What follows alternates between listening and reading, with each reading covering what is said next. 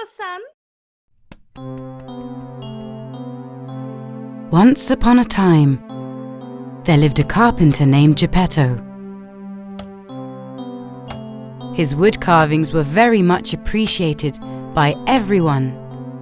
This carpenter, who was very skillful in his work, loved to make puppets from wood. His shop was filled with these puppets. Sometimes he would sell these puppets and sometimes he would gift them to children. His biggest wish was to have a child.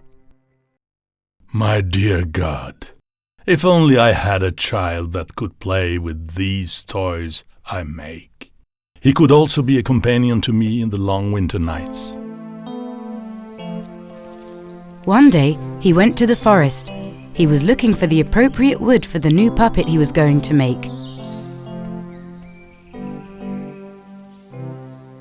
This is just the wood I'm looking for. Solid but soft enough to carve. I can easily make the nose, mouth and arms out of this. It's going to be a wonderful puppet. He placed the log he had found on his shoulders and headed back to his shop and placed it on his counter. Got to work.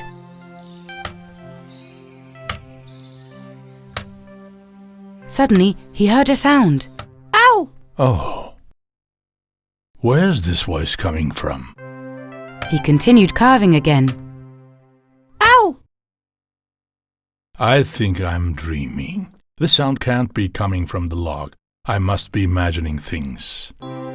Thinking that the voice had come from outside, Geppetto continued working.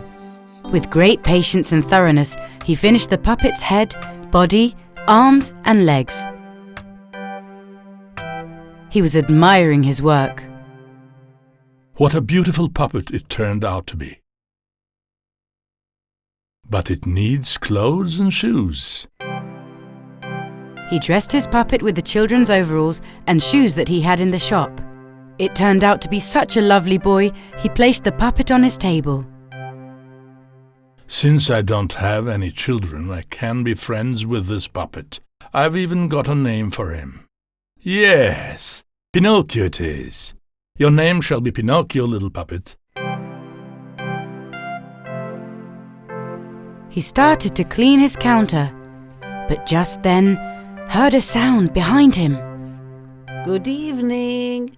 He turned around, but there was no one except the puppet. He continued cleaning. Hello, Father Geppetto.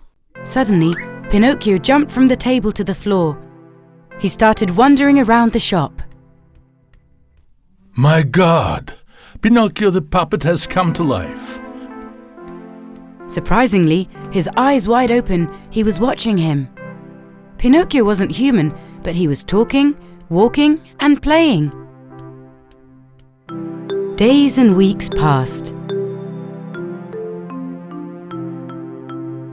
Geppetto was so happy. Pinocchio never left the carpenter's shop. He would help him with all his work, and at night, they would sit and chat by the fireplace. Pinocchio, can you pass the saw? Of course, Father. Pinocchio, where are the nails? Right here. This way, they lived happily for a couple of years. It was time for Pinocchio to go to school. But they had no money to buy a notebook, a pencil, or a school bag for him. Geppetto had a watch that belonged to his father. He brought this watch to an antique shop, sold it, and gave all the money to Pinocchio. Pinocchio, this is your money, but I'm giving it to you to buy the things you need for school. Go and buy yourself a notebook, a pencil, and a school bag and head straight to school. Pinocchio put all the money in his pocket and headed for school. As he was looking at the shops on his way, people noticed him and were staring.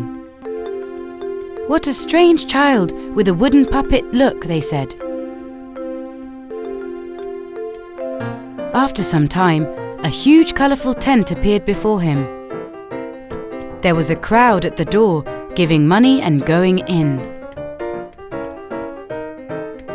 With curiosity, he came to the door.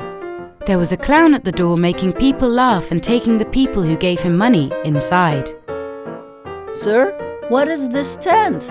What's inside? Can I go in? This is a circus. You can't go in if you don't have money.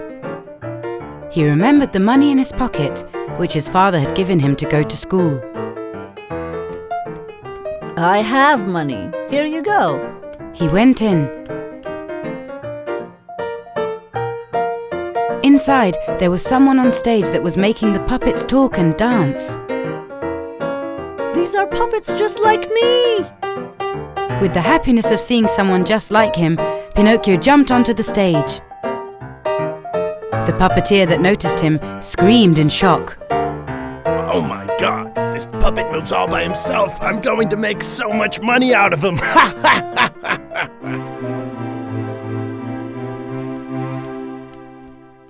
Hey, little one, come here. There's an amazing animal show inside. Do you want to watch? Really? I sure would. Where? In this room? Pinocchio, who believed the puppeteer, went into the room. But as soon as Pinocchio went in, the puppeteer locked him in the room. Poor Pinocchio was very, very sad and was crying.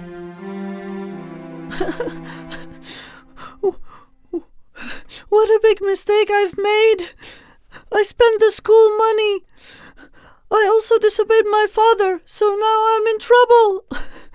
What am I gonna do now?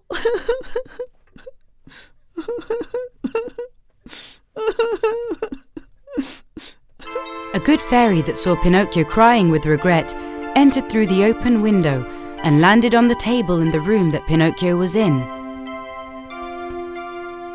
With her magical wand, sparkling wings and blonde hair, she was a beautiful fairy. Ooh.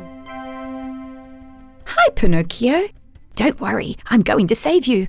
But first you should tell me everything that's happened. But don't forget, you must tell me the truth. My dad gave me money to come to the circus, but out of nowhere a man locked me in here. Pinocchio, whose nose suddenly started growing, was in shock. Oh, what's going on? I told you that you need to tell me the truth, Pinocchio. If you lie, your nose will grow even longer. Pinocchio apologized and told the fairy the whole truth. His nose immediately turned back to normal. Pinocchio, you regret disobeying your father. Now I'm going to save you from here and give you back your money. Don't make the same mistake again. You're such a good fairy. Thank you very much. I promise I won't do it again. It was my mistake to enter a circus that mistreats animals in the first place. I'm so ashamed. The good fairy unlocked the door with her magic wand and took Pinocchio out of the circus. Hey guys! Subscribe to our channel Kondo-san and watch the most popular fairy tales, cartoons, and nursery rhymes. Don't forget to click the bell for notifications.